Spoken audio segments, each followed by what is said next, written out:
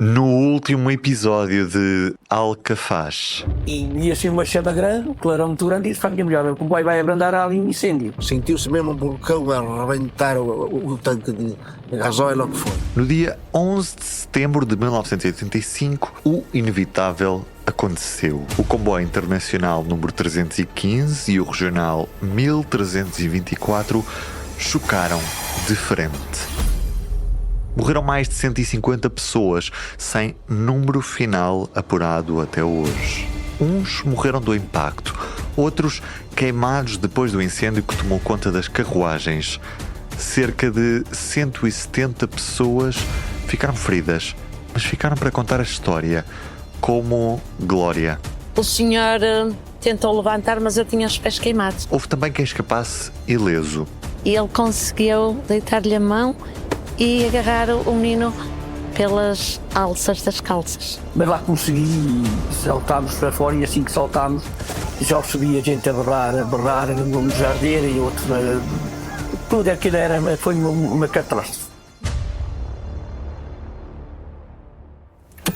Aqui já uma fase em que os bombeiros procediam à abertura das carruagens onde se declarou o incêndio. Carruagens que ficaram transformadas em autênticas tumbas para os seus ocupantes. Imagens brutais de uma das maiores tragédias ocorridas jamais no nosso país. No dia seguinte ao trágico acidente em Alcafaz, o país chorou as suas vítimas. O Presidente da República, Ramalho Eanes, visitou o local nessa mesma noite, às 2 da manhã. O Primeiro-Ministro, Mário Soares, chegou uma hora depois, anunciando ao país 3 dias de luto nacional. O Primeiro-Ministro, ouvido o Presidente da República, a quem contactou para o efeito, decretou 3 dias de luto nacional. Mobilizaram-se todos os meios do país para fazer face à tragédia e a resolver. Temos que salvar todas as pessoas que estão feridas e que há que salvar.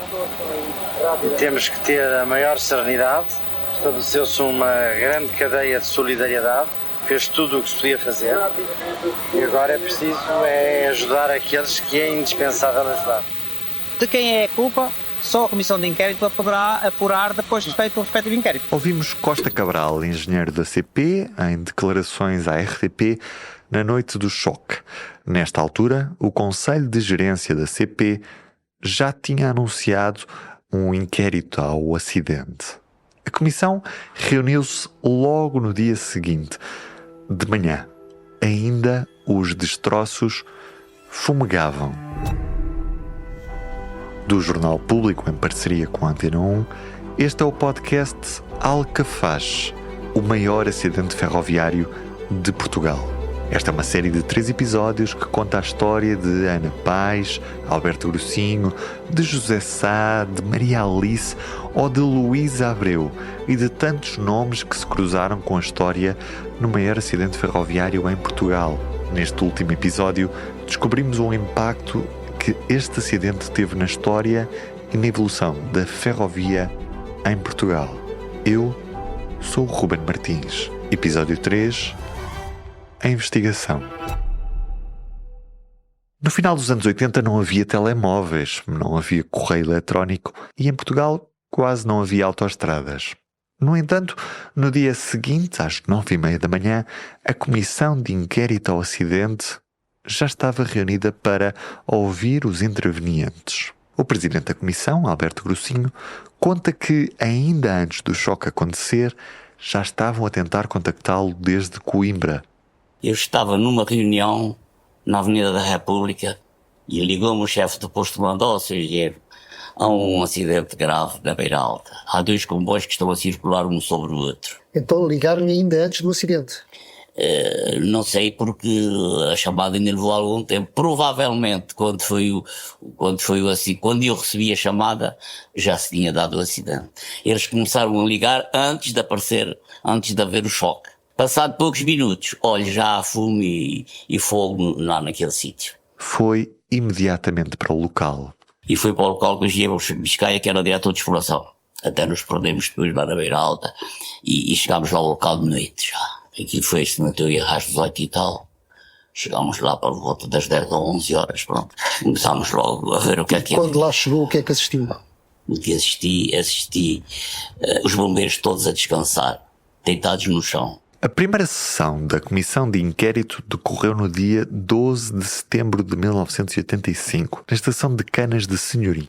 As seguintes já decorreram na estação de Nelas e depois em Coimbra. As testemunhas-chave para saber o que aconteceu foram os chefes de estação de Nelas e de Alcafaz, o agente do posto regulador de Coimbra e as 2 guardas de passagem de nível que estavam de serviço naquele troço. Houve mais gente ouvida, claro, os chefes das estações colaterais, Canas de Senhorim e Mangualde, bem como fatores, manobradores e outros ferroviários que estavam de serviço naquela tarde nas estações. Mas então, de quem foi a culpa?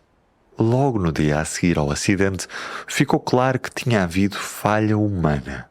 A Comissão de Inquérito, após as primeiras averiguações, pode informar de que a causa do acidente se deve à falha humana que permitiu a partida dos 2 comboios praticamente ou no mesmo instante de 2 estações em sentidos opostos, sem que estivessem reunidas as condições regulamentares exigidas para a sua circulação em segurança. A Comissão de Inquérito está convicta que as falhas humanas tiveram origem nas estações de Nelas e ou Alcafaz. O problema foi exatamente este ou. De quem foi realmente a falha? A Comissão de Inquérito, inicialmente, foi pouco esclarecedora, como conta, 40 anos depois, Alberto Grossinho, presidente da Comissão. Andámos ali uns dias baralhados. Até me lembro perfeitamente que um dia até entramos por um caminho errado para ver a conclusão é que chegámos. Mas depois fomos aproximando, digamos assim, e depois de muitas audições chegámos à conclusão que fizemos uma cariação. Uma cariação? No fundo é um procedimento jurídico para apurar a verdade. São colocados frente a frente 2 ou mais pessoas com depoimentos divergentes sobre um mesmo facto. O objetivo é esclarecer as contradições. Neste caso foram colocados frente a frente o chefe da estação de Nelas, José Coelho, e o fator destacado nesse dia na estação de Alcafaz, José Fernandes Sousa. Para já, algum contexto. Como já vimos no primeiro episódio, naquele dia era suposto o comboio internacional e o comboio regional cruzarem na estação de Mangualde. Mas devido a um atraso, o posto regulador alterou o cruzamento para Nelas, uns 12 quilómetros antes na marcha do comboio internacional. Ouvimos novamente a explicação de Jorge Santos, que na altura trabalhava na estação de Santa Combadão. O posto de comando de Coimbra B decidiu alterar o cruzamento entre Mangualde, Alcafaz, Nelas. Para isso, é suposto que tenha contactado o chefe da estação de Mangualde, o chefe da estação de Alcafaz e o chefe da estação de Nelas e lhes tivesse comunicado essa decisão. Isto é, que o comboio não cruzaria em Mangualde, mas que o cruzamento era alterado para a estação de Nelas. E tudo indica que Mangualde recebeu a informação, que Alcafaz recebeu a informação e que a estação de Nelas também terá recebido a informação. Mas esta comunicação é tudo de boca, não é nada escrito e não havia gravação. Na altura não havia qualquer tipo de gravação. O problema é que, segundo o chefe da estação de Nelas, a informação não lhe chegou. José Coelho disse à Comissão de Inquérito que, nesse dia, estava convencido de que o cruzamento dos 2 comboios se mantinha em Mangualde. O comboio 315, internacional, saiu da minha estação simplesmente por ter avanço. Sabia do posto regulador que o cruzamento era normal e recebi-o com os sinais abertos e estive sempre tranquilo por saber que o cruzamento era em Mangualde. Só no momento em que me deram horas é que soube que o 1324 regional tinha saído de Alcafaz. Posteriormente, houve a alteração do cruzamento para Nelas, mas eu não soube dessa alteração. Convencido de que o cruzamento não seria na sua estação, José Coelho não esperou que chegasse o comboio de Alcafaz para dar partida ao Internacional. Ao pedir avanço para o comboio 315, não referiu o número do comboio e só disse: avance para o comboio. Recebi do Sr. Sousa, número e horas, que tomei como sendo de avanço para o meu comboio. Já José Fernandes Sousa, nesse dia aos comandos da estação de Alcafaz, sabia que o cruzamento tinha sido alterado para Nelas e assumiu que o colega também teria sido avisado. Na comunicação que fez, também não foi muito claro. Admito que apenas disse avanço para o comboio e não a fórmula completa e regulamentar de avanço. Dei um número e uma hora a Nelas e recebi um número e uma hora de Nelas, que considerei o avanço para o comboio 1324. José Coelho acabou por admitir à comissão que cometeu um erro, mas apontou também responsabilidades aos colegas. Da minha parte, não o fiz propositadamente. Enganamo-nos mutuamente um ao outro. Depois vou analisar o grau de responsabilidades que tenho eu e da parte dele e considero mais grave por se tratar de uma alteração de cruzamento. Também considero parte da responsabilidade do posto regulador por não me ter avisado da modificação do cruzamento de Mangualde para Nelas. 40 anos depois, Alberto Grossinho resume. Eles enganaram-se involuntariamente um ao outro. E esse engano, o que é que deu origem? A que eles pedissem os dois comboios ao mesmo tempo. Porque cada um deles imaginou que tinha pedido avanço e que lhe tinham concedido, e o outro a mesma coisa. Ora, isto deu origem a que os comboios fossem em sentido contrário um para cima do outro. Entretanto, a guarda de passagem de nível que estava entre Nelas e Alcafaz estava à espera de um comboio de Alcafaz e viu aparecer um do outro lado. Ficou atarantada e telefonou para Nelas a dizer: mas o que é que se passa aqui? E pronto, e nessa altura já estavam os dois comboios a circular e deu-se o choque. Resumindo, há um engano entre duas pessoas, provocado indiretamente porque um deles não sabia da alteração de cruzamento. Houve consequências para os ferroviários envolvidos. O chefe da estação de Nelas passou à reforma antecipada e o fator em serviço em Alcafaz foi despedido, embora mais tarde tenha sido reintegrado na empresa. Já o responsável do posto de comando de Coimbra foi suspenso por 12 dias. Mas houve mais uma pessoa que acabou por ser responsabilizada. A guarda de passagem de nível de que falámos no primeiro episódio, Ana Paes de Matos.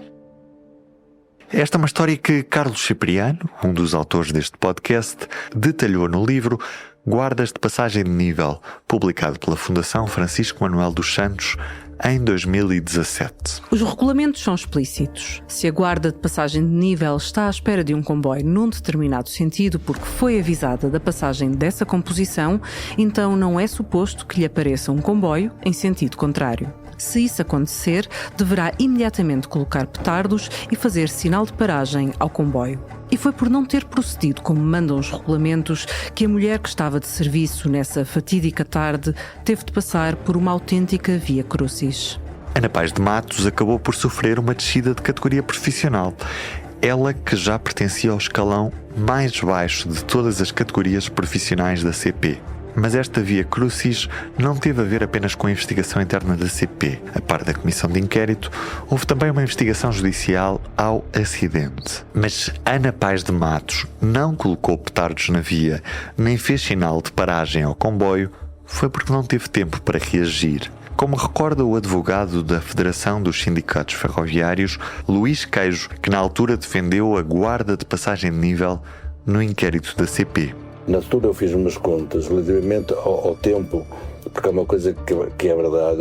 Eu presenciei e li vários inquéritos que a CP fazia internamente relativamente a vários acidentes que ocorreram, que desde a altura em que ela vê o comboio e a altura em que ele chega ao pé dela são poucos segundos. Os comboios iam a 100 à hora, feitas as contas havia uma curva perto da passagem e portanto ela não conseguiu na altura foi comunicada a necessidade de proceder, digamos, à paragem do comboio a todo custo, mas ela teve tão pouco tempo que não conseguiu. Foram, mais propriamente, 3 segundos.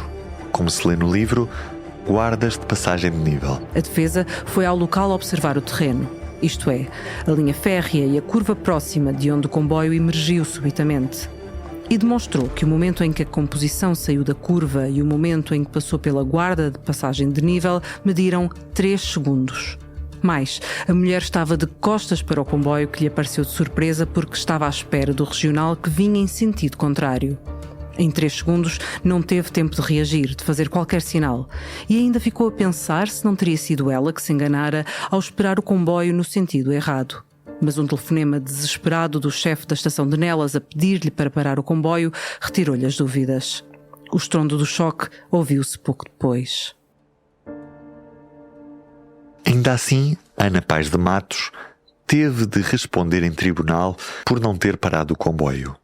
O filho, António Martins, recorda o dia em que um advogado saiu em defesa da mãe, em tribunal, sem receber nada por isso. A minha mãe, quando estavam em tribunal, houve uma altura que eu estava lá, e então o advogado de Coimbra, que era o advogado, julgo que do chefe da estação, o advogado disse para o Dr. Juiz: Sua Excelência, sabe-me licença? Agora digo eu assim, o que está aqui a fazer esta mulher com esta idade?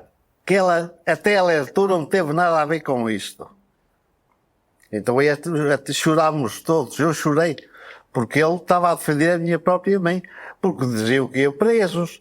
Ana Paes de Matos acabou por ser absolvida, mas além dos prejuízos materiais, a saúde desta guarda de passagem de nível ficaria irremediavelmente afetada com o acontecido, como recorda o filho. Que eu tive que tirar o dinheiro novo da minha mãe, tive que vender a casa, vendi uma pessoa amiga, porque disse que nos vinham buscar tudo. Os dinheiros, a casa, que ia tudo à vida, e ela era presa. Que não tinha nada a ver com o acidente. Eu hoje podia ter algo de mais que aquilo que tenho. Porque sobre as minhas contas que eu tenho da ponte, táxis, testemunhas de defesa, advogados, todas estas coisas, almoços, de pagar testemunhas de defesa, naquele tempo a minha mãe gastou à volta de 20 mil contos. Hoje podia tê-los eu e o meu irmão, que era uma herança. A minha mãe teve um pasmo nervoso, que ficou quase cega. Teve que passar a usar óculos. Eu estava a ver que a minha mãe ia presa. O advogado Luís Queijo lamenta o desfecho dado à guarda de passagem de nível. E no meio desta confusão também quiseram, até certo ponto, corresponsabilizá-la também nesta embrulhada. A coitada também ficou envolvida naquilo, não é? Todas estas mulheres eram, mulheres do povo, que eram recrutadas no meio de ambientes completamente rurais e, portanto, não tinham a destreza, nem, digamos, aquele sangue frio necessário que uma pessoa que está habituada, digamos, a lidar com situações que requerem um raciocínio rápido e movimentações rápidas. Portanto, a mulher deve ter ficado completamente louca quando estava a olhar para a esquerda e viu um comboio da direita, porque viu um comboio a 100 à hora. Sobre esta história, ouvimos o diretor do Gabinete de Prevenção e Investigação de Acidentes com Aeronaves e Ferroviários, o GPIAF. Numa visão mais atual do que deve ser hoje a responsabilização dos trabalhadores ferroviários e uma cultura de segurança mais justa, Nelson Oliveira defende que Ana Paes de Matos não devia ter sofrido aquele calvário. Aquela pessoa que era o trabalhador do escalão mais baixo da ferrovia foi-lhe apontado e foi acusado que tinha sobre ela o peso da responsabilidade de impedir aquele acidente, ou pelo menos diminuir as consequências daquele acidente.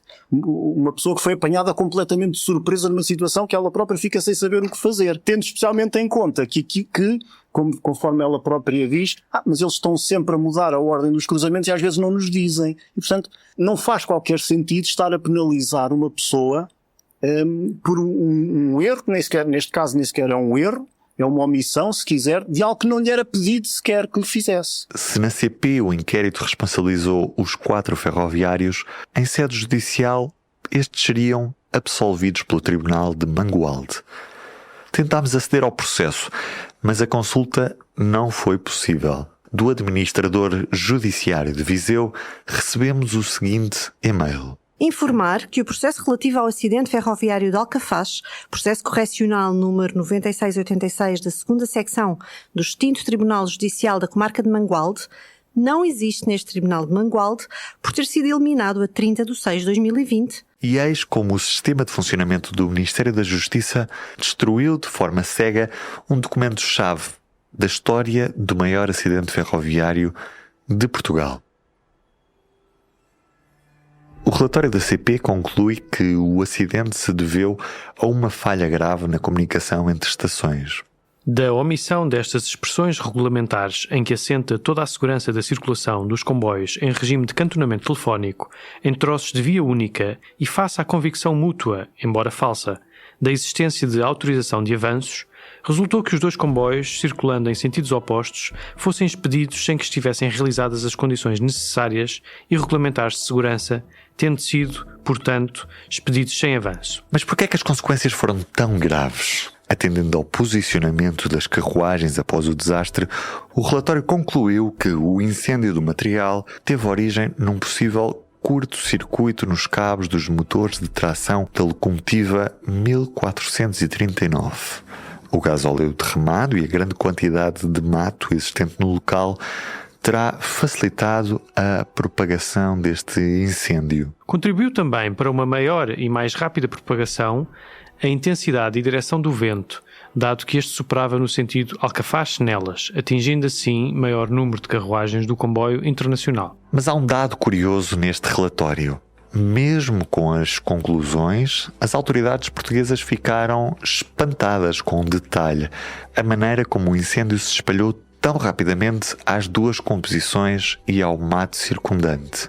Pediram então informação à congénere francesa SNCF, já que 3 das 7 carruagens do Internacional eram francesas. A empresa enviou um perito desde França para inspecionar as carruagens.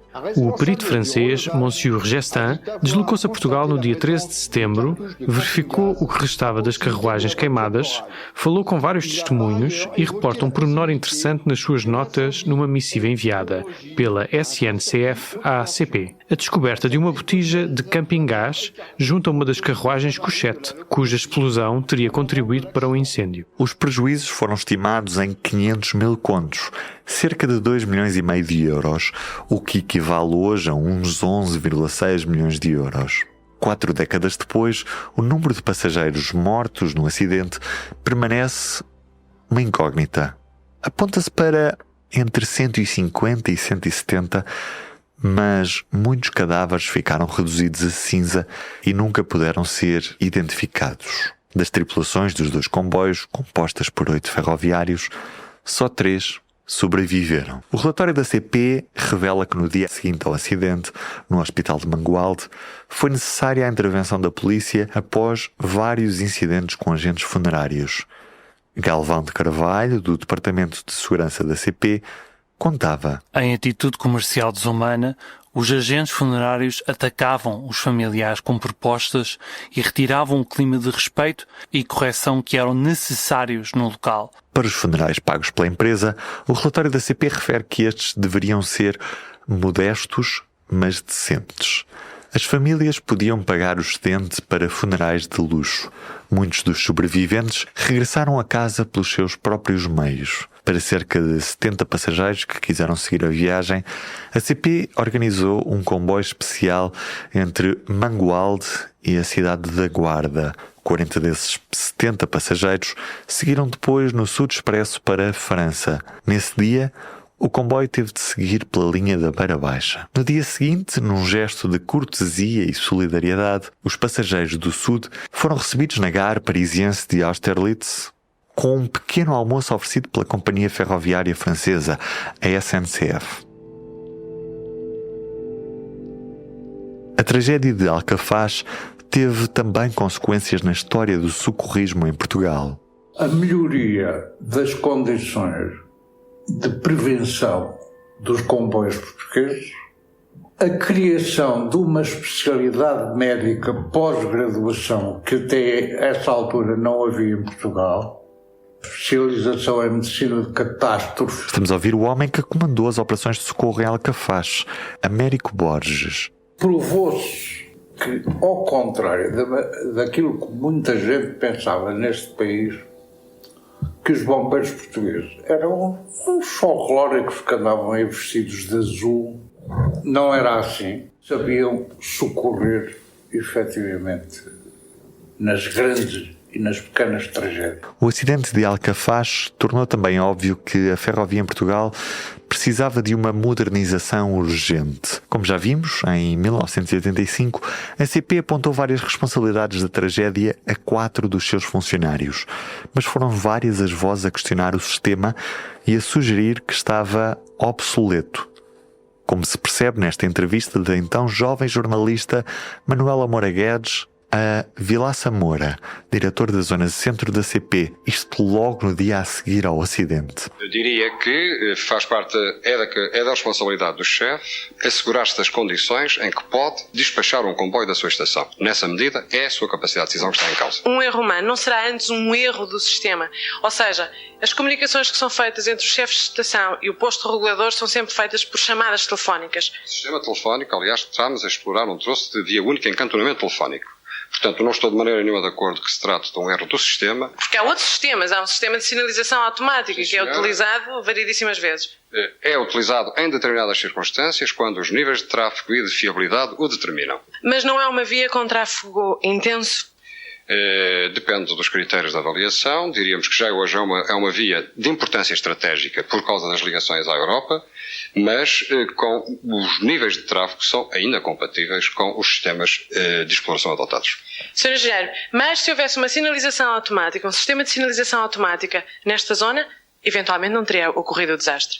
É uma suposição, não lhe respondo. O diretor do Gabinete de Prevenção e Investigação de Acidentes com Aeronaves e Ferroviários, Nelson Oliveira, defende que a grande responsabilidade neste tipo de acidentes não pode ser atribuída aos trabalhadores. Ora, eu pergunto qual é que é o humano que nunca comete um erro. E, portanto, num sistema que assente exclusivamente no desempenho de um humano, é óbvio que vai mais cedo ou mais tarde, o erro vai ressaltar e pode causar um acidente mais grave ou menos grave ou apenas um incidente. Foi o que aconteceu a 11 de setembro de 1985, tanto mais que a investigação concluiu que já era prática habitual algum relaxo e displicência na aplicação dos procedimentos de segurança, os quais não foram previamente detectados pela CP. Os trabalhadores não devem ser penalizados por erros honestos que cometam, que sejam induzidos pelo sistema. Por qual é que é o problema? É que a penalização, que foi uma coisa sempre muito típica da ferrovia, porque a ferrovia é uma estrutura, tem uma herança de estrutura militar e, portanto, há muito essa cultura da penalização. Já houve muito mais do que há agora, infelizmente está-se a fazer um bom caminho nesse sentido. Nelson Oliveira explica que essa cultura antiga, mais do que prevenir acidentes, contribui para eles. A penalização por erros que as pessoas cometam ou por pequenas falhas que as pessoas cometam, o que é que acontece? As pessoas tendem a ocultar que fizeram essa falha precisamente para não serem penalizadas. Ora, a partir do momento em que nós, enquanto sistema ferroviário, deixamos de saber o que é que se passa no terreno a nível de pequenas falhas, porque são esses os precursores dos grandes acidentes. Se nós deixamos de ter essa informação, então estamos a perder a capacidade de antecipar o acidente. E daí este peso, esta força que a Comissão Europeia está a fazer e a Agência Ferroviária Europeia estão a fazer no sentido de implementar sistemas de cultura justa nas empresas ferroviárias, precisamente para haver o máximo de informação sobre o que é que se passa no terreno, o que é que não corre bem no terreno, para que se possa agir preventivamente. O acidente de Alcafaz acabou por servir para acelerar os planos da CP que já se tinham iniciado, para dotar as vias férreas com sistemas de exploração automáticos. Alberto Grossinho, engenheiro que na altura presidiu a comissão de inquérito, conta que na altura desabafou para os seus superiores. Ó, Sr. Presidente, nem mais um dia sem convelo. O controle de velocidade acabaria por ser progressivamente instalado em quase toda a rede ferroviária portuguesa. Mas ainda há linhas hoje com cantonamento telefónico. No Douro, no Oeste, no Leste e Alentejo. A linha da Beira Alta seria modernizada na década de 90, beneficiando dos fundos comunitários que então chegavam a Portugal. As obras decorreram sempre durante a noite para não interromper o tráfego ferroviário, ao contrário de hoje em que, para a sua segunda modernização, a linha está fechada há 3 anos para obras. 40 anos depois, foi neste 14 de setembro de 2025 que, ao quilómetro 122 da linha da Beira Alta, se inaugurou uma capela em homenagem às vítimas do maior acidente ferroviário em Portugal. Na homenagem esteve presente o general Ramalhianos, Presidente da República, quando o acidente de Alcafache aconteceu, que partilhou com este podcast o seu testemunho por escrito sobre este acidente. Notável foi a ação desenvolvida, nomeadamente por alguns passageiros, que se empenharam com grande risco pessoal em salvar outros passageiros gravemente feridos. Entre esses passageiros se conta, entre outros, Carlos Ramos, que nessa ação de socorro sofreu graves ferimentos que levaram os médicos a sugerir o seu transporte para ser hospitalizado em Lisboa. Seria então transportado no helicóptero que o Presidente da República utilizara para deslocação para o local do acidente. Um dos rostos desta homenagem foi José Augusto Sá. No acidente perdeu o pai e a irmã. Nunca encontrou os corpos. Hoje continua a lutar por manter viva a memória daquele acidente. Normalmente fazíamos uma homenagem aos falecidos. Extensivamente nós entendemos que todos os organismos de socorrismo também têm que estar nessa homenagem, que se não fossem os organismos de socorrismo a tragédia seria maior. 40 anos depois, o 11 de setembro de 1985 manteve-se sempre na memória de quem o viveu. No podcast sobre Carris, vai poder ouvir na íntegra a conversa com o diretor do Gabinete de Prevenção e Investigação de Acidentes com Aeronaves e Ferroviários, Nelson Oliveira, num episódio extra que traz mais dados sobre o papel deste acidente na segurança ferroviária. Eu sou o Ruben Martins. Esta série foi escrita por mim, pelo Carlos Cipriano e pelo Diogo Ferreira Nunes. A revisão é da Inês Rocha e a sonoplastia é do Daniel Leitão. Este é um podcast público em parceria com a Antena 1. Para além deste programa, há mais para descobrir em público.pt/podcasts. O Público fica no ouvido.